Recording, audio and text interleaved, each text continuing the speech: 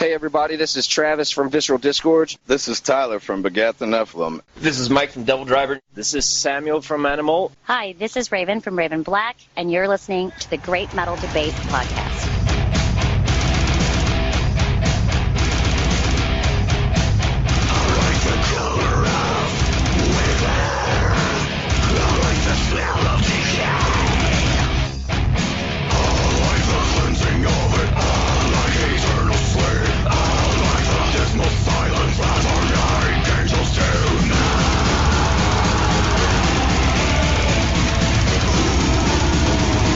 Welcome back, metal fans. The podcast returns with another amazing metal artist interview. Today we have on the show singer and bassist Luda from the bands Fractured Fairytales and Narcotic Wasteland. Luda, thanks so much for coming on the Great Metal Debate. Hey, thanks for having me. Thanks for having me, Robert. Well, before we get to Fractured Fairytales, I had the pleasure of seeing you perform last month in Newport, Kentucky with Narcotic Wasteland alongside Dallas Toller Wade. Was that your first live performance since COVID? Yes, actually it was. Man, yes, and how did it feel to be back on stage? Well, it's kind of hard to explain. It felt like it had been an eternity, but at the same time, it felt like it had been just yesterday. It's almost like 2020 was just a bad dream. I know it happened, but was it just a big bad hangover? I don't know. But yeah, no, it felt like it had been an eternity and just yesterday at the same time. Well, I will say you guys really killed it that evening, and beyond that, beyond praising you all, I also thought the crowd was really into it, and that despite there still being some restrictions in place at that venue at the time. You know, as an artist, how important is that, having that fan feedback, especially in the live setting? Fan feedback is, you know, the 2020 I think taught a lot of people a lot of things, you know, and having you know the energy of an audience just missing from these things just showed everybody like how much it is about the people, about the audience, like that they are what make the event, you know. And like that show was one of my favorite shows. Everyone kind of had a gleam in their eye. Like I could really tell that everyone there was really happy to be there. Everyone really enjoyed that stuff, man. Like, it felt good. It was a real good show for me. Yeah, speaking for myself, I felt like it was almost a celebration. Like, again, there were some restrictions in place still, but there was just like from the audience point of view, like a joy being there and just, you know, getting to celebrate with you all that, you know, metal is back. Not that it went anywhere, but just that, you know, that experience of the live event is back. Oh yeah, I totally. It did feel like a celebration. It was a celebration to us too. You know, like yeah, it felt like we were cutting some kind of ribbon. You know, it was a celebration. Now, we had Dallas on the podcast prior to that show. Man, he's a super nice guy in addition to being an incredible musician. What's it like to have the opportunity to play with a musician of his caliber, both live as well as, you know, like writing and perform music for the record? Well, it's like I've known Dallas for a really long time, and me and him are just really good friends. So he is a constant source of motivation and inspiration. You know, just when you think you've heard it all, he can outdo himself. Like I really enjoy working with Dallas. I feel like we make a good team. We've always kind of had a good chemistry. Like instantly, you know, when we first got together, like I wasn't at the caliber that I'm at now. You know, I had to work kind of like really hard to get where I was. Like that material was kicking my butt, man. I mean, it really was. I didn't want to, you know, I wanted to play the songs. I didn't want the songs to play me. So I put a lot of time into that stuff. But you know, it's amazing. Like I just don't understand. Like he is a riff machine. Dallas Toller Wade he is an amazing musician. Like just always a source of inspiration. You know, if I'm ever kind of feeling down or need any kind of direction to go, like I call Dallas and he kind of snaps me back into it. Like he's an incredible team member.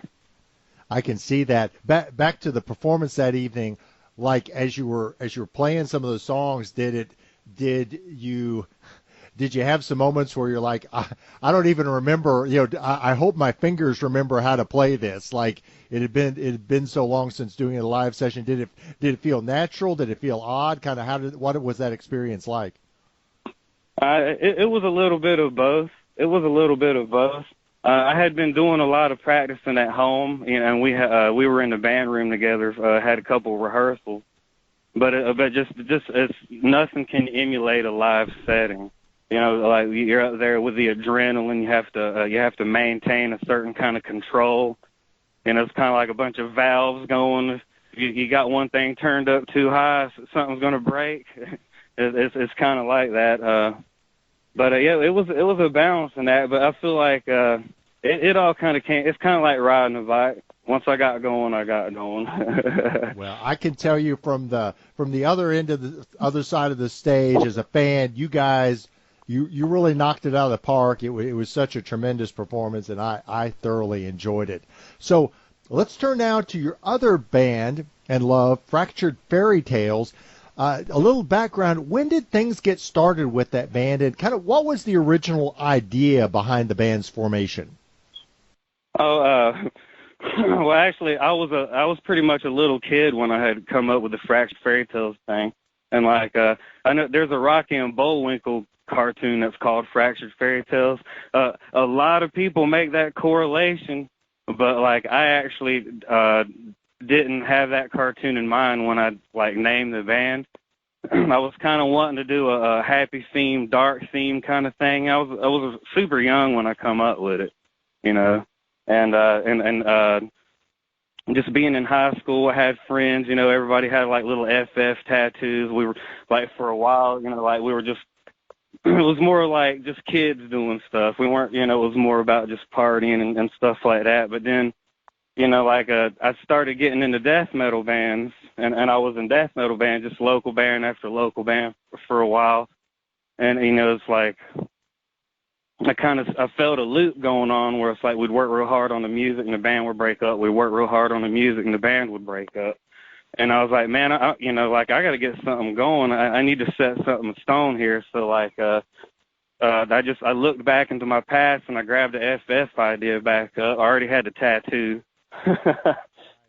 And I just went in like music production because I was always kind of into that. Like Trent Reznor was always kind of like one of my heroes, and him like presumably doing like most of that stuff by himself in the studio. Like I always thought that was brilliant. So like I kind of wanted to go in that route where it's like, all right, I want this to not be able to be taken apart by anybody but myself. So that was the premises of FF, was like a personal outlet for music for me that I could have for the rest of my life. Hey, you mentioned death metal. Obviously, I can hear that. Reznor doesn't surprise me that he would be an inspiration. Talk a little bit about your other inspirations, like what, and kind of on the margins. What was the range of bands and styles that you were listening to that maybe conscious or not kind of worked its way into that initial idea and initial offering by Fractured Fairytales? When I first, music is a journey. I've pretty much had like a little chapter where I've been into almost every type of music, and like I've been in, I like Primus a lot. I've always been into Primus, that type of bass playing. I've always liked electronic type stuff. When I was a child, my mom, she was a bartender, and so I got to listen to Ministry, Lords of Acid, and stuff like that when I was like 5 and 6 years old. So like some of my earliest influences were electronic artists. Like The Art of Noise. There's a band called The Split Second. They're hard to even find on YouTube. But yeah, just all this weird underground old electronic stuff. I know a lot of people hate it. A lot of people are probably going to cringe when I say this, but I got to say it because it's the truth. I used to listen to a lot of Psychopathic Records and Insane Clown Posse and like Twisted. So I like the horrorcore and the makeup and the look, that type of look. So like if you've listened to Fractured Fairytales, there are like some rhyming going on. You know, it's like but to me, a lot of people may not hear it, but I hear it like some of their beats and the production and the things that they talk about. They have tracks that to me like could fit in the industrial genre, but like just certain tracks, not all of them. So like I think that's obvious influence. And then of course Mike Patton, Mr. Bungle, Tomahawk, anything Mike Patton. I love Mike Patton. So I like Dog Fashion Disco too. They're heavily influenced by Mike Patton. So I listen to a lot of just weird, janky kind of stuff. I mean, and FF is all that in a blender, too. There's some black metal in there as well. You kind of alluded to having some pushback. I guess I'm always curious when I talk to musicians, and oftentimes the actual artist and musician, they're maybe more open-minded to influences than some of the fans are. Is that something that's important to you as an artist, that like you don't place limits on, what can come into your mind and what might move you in a musical direction? Do you think that's an important piece of what you're doing? Well, yeah, for FF, it's kind of a no holds barred kind of thing. And like that's what it takes to make that kind of music. It's like I said, it's a free flowing art form. It's kind of like when you paint a picture. When somebody paints a picture, they use elements of all their favorite paintings in that picture. Like as a child, I used to draw, and the only reason I know that is because I used to do the same thing. And I would collect Ghost Rider comic books, and I would draw all the skulls from the different artists. And then I would draw my own skull, and it would have elements of all those skulls in it, And that's kind of what FF is. It's just if I hear it and I feel like it goes there, it just goes there. That's a beautiful analogy. I really like that. So you all had your first full-length debut album in 2006 entitled Murmur. What did that release do for the band as far as building a fan base and maybe some credibility with in the genre? Oh man, like the Murmur, you're only new once. Every artist and every band is only new once. And when you put out that first record, when you do that first page, it's always, no matter how many albums you come out with or how much you develop as an artist or how underdeveloped that first record is, it's always going to hold a special place, in your heart and in your musical career. It's always a special chapter, and like we were all super young. I look at those pictures, we look like a bunch of little kids, and it was like that. It was all exciting. I was not. Back then, it was harder to self-release than it is now. Back then, it was harder to self-produce. It was a lot harder to do all the electronic stuff, that's going on today with the free plugins and like just how amazing the DAWs are getting and everything. Like I said, back then, it's like with what I had to work with and what I created, I was very proud of it because I was at a rough time in my life. There was times in my life where like I didn't really have a place to call home, but I was carrying around a computer with me. Yeah, and like some of the material on that on the Murmur record goes pretty far back before that. So it solidified Fractured Fairytales as a product, and it helped me meet all the musicians, get out into the scene. And it just instantly began the chapter. It was right out of the gate. We started opening for like Wednesday 13, and we were in North Carolina. We were one of the at that time we were one of the few like industrial bands in the region. So we were getting contacted about a lot of stuff. We were doing Hot Topic in-store CD signings for like Shockhound, like all across the state. And it was just exciting, for everyone. It was my first record, my first release, my first dealing with copyright and all that fun stuff that no one ever wants to talk about, I'll never forget that, man. None of that. Sounds like in some ways it was a positive experience, but also one that had you growing up fast. So you all have had some turnover since those Murmur days with the band. Who are the other current band members in Fractured Fairytales? And maybe talk a little bit about what those folks bring to the table musically. Let's see, I would say we have gone through musicians over the years. A lot of bands do that. And like I said, when we started out, we were young. Some people find out what they do and don't want to do. So I ended up solidifying the lineup I have now. We got Thanatos Nix on bass. He's been with me since our second release, Unveil. And when he first joined the band, it was a phenomenal change in energy. Because it takes that, it takes those other energies, I know I do, the music and everything and come up with a lot of stuff, but it's like, I don't want to undersell what those guys do. Like they bring phenomenal energy to the table, and I would never be able to do like what I've done without these guys, and just Thanatos Nix, his character, it's recognizable, he's just, when you think Fractured Fairytales, to me, like you see a picture in your mind, and and Thanatos Nix, he's always there. He's the bald guy with the blood, and we stand in pictures in a particular like lineup, and then when we set up on stage, we always make sure that we set up the same way, so we're like instantly recognizable. And Orpheus Child, guitar player. He is an untamable madman.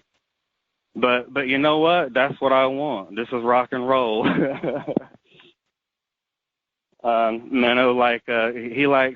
played at the legendary Dobbs, and I got pictures of Orpheus Child. He climbed on top of the building and he's swinging from the sign. He's one of his heroes is Dimebag Darrell. So Orpheus Child is kind of like his energies in that area. He is this complete untamable wild man, and like his stage performances and his stage energy is just like, to me it's love. Like he's got a damn attraction about him.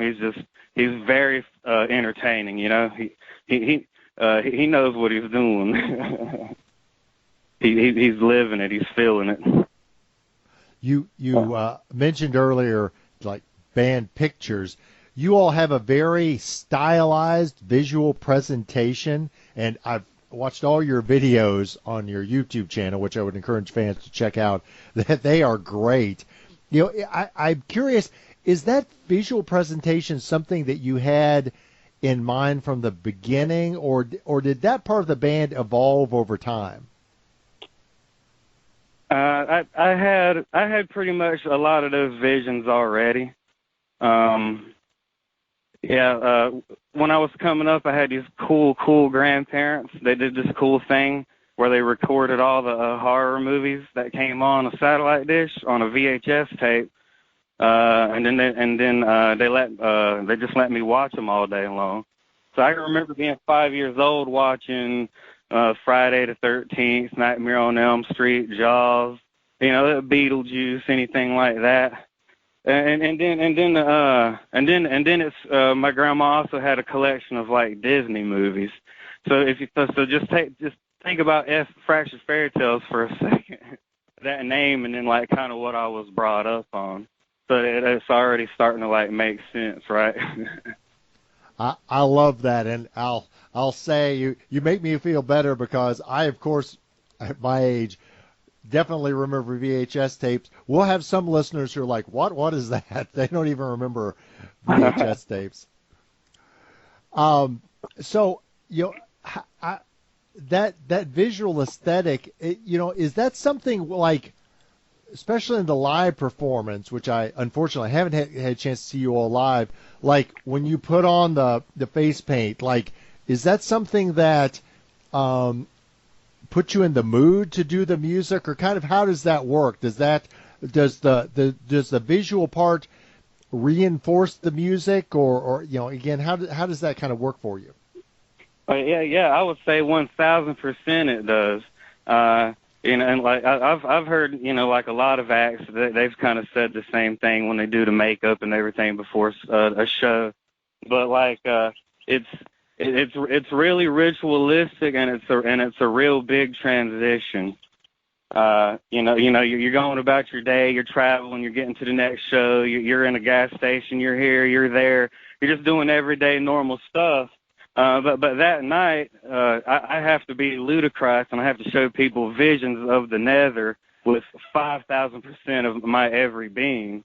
So me getting that time, that space to myself, and just the look does something. It's ritualistic. It changes everything. It changes the mood. It brings, like, even people, like, if you're not feeling it, you are after you get in gear. Like, no matter what kind of day you've had, like, it kind of cleanses you of previous incidences. You just kind of like walk out of you walk out of there fresh. You know what you got to do. Things are different. And I'll tell you, as a fan, it's fine if people get up on stage in kind of their normal dress. That's okay.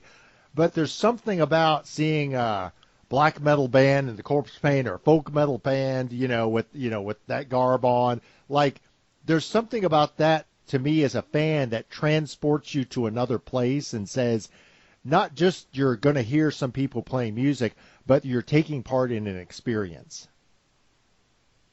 Yeah, exactly. I totally feel the same way, and I've always, that kind of stuff. Like it's still magical to me, man, and it still takes me to a special place, And it's like you said, it's not discredited in bands that don't do it at all. Like in Narcotic Wasteland, we just get up there, and we shred as hard as we can and melt faces as hard as we can. Like there's just a time and place for everything. Everything has its charm, and everything has its purpose. You got to have all colors, man, to paint a painting. Everybody's got to be there. Now, your most recent album was Egregore, released in 2014. Looking back at that one and previous releases, how has that musical vision for the band developed over time? And also, where do you see it going in the future? Well, to me, I feel like I'm still trying to make the perfect record. Like in every record, I try to outdo myself, and I guess any musician would say that, and most bands always say that. But it's just, I just want constant growth, and like there's. And like anybody will say that about any album. It's like, yeah, I really like that. I really like that. I really like that. But I think I can do just a little bit better. and honestly, I think that happens forever. I don't think there's an end to that. But that's part of it. Music is a journey. There is no end. It's all the journey. There is no destination. I love it. Yeah, man, you're preaching to the choir here. So, you're from North Carolina, correct? Yeah, and we've had a few bands from that state on the show before. I think most recently our friends in Aether Realm, who just had a big tour announcement, going on tour with Paladin. But tell us a little about what the music scene is like there, and maybe if you would, name a couple of local bands that we should check out. The music scene, like we produce, like the Carolinas has really good artists. There just seems to be a lot of really talented people around here. I guess that could be the case for anywhere, but I don't know, it just feels like we're kind of, Fayetteville's kind of a small town, like on the grand scheme of things, to have, the amount of musicians coming out of here that has been out of here. But, you know, like one of my friends, I've been in several metal bands, and I've worked with this my friend Chris Daugherty for years. He's a real dedicated, hard-working dude. I love him. He's a great guy. He's in a band called Rock Gut Liquor. And they're Love great. it. Love the name. That's awesome. Yeah, it's dirty, filthy rock and roll. It is just whiskey Satan rock, man. And if he heard me say that, he'd be smiling ear to ear. I'm definitely going to check them out. I love that whiskey Satan rock. That's beautiful. Yeah, they actually just recorded with Jamie King, and they got a record release show coming up. I can't remember exactly when it is, but I know it's in the near future. And Jamie King is a pretty renowned producer. He's known for his work with Between the Buried Me, Glass Casket. He's actually mastered all the Fractured Fairytales records except for our debut record. And I know he actually did a Motionless in White record. He's worked with Filter. So Jamie King, he's an awesome producer. So and like Rock Gut Liquor, they just went and did their whole album with him in his studio. So like I can't wait to hear that. I'm pretty sure that's gonna sound really, really good. Man, some big names there. That's impressive. So let's do a quick hitter segment, if you would. I'm going to ask a rapid series of questions, and if you would, give me a quick answer to each. First, what legendary band would you most want to tour alongside? Oh, Cannibal Corpse. Oh, wow. We love our We've had those guys on the podcast. Love them. Awesome answer. Pick your poison for listening to music today. Would you prefer vinyl, cassette tape, CD, or are you just streaming? Man, I'm gonna go with the era I came from and say CD, dude. Nice. That's my era too, so I love it.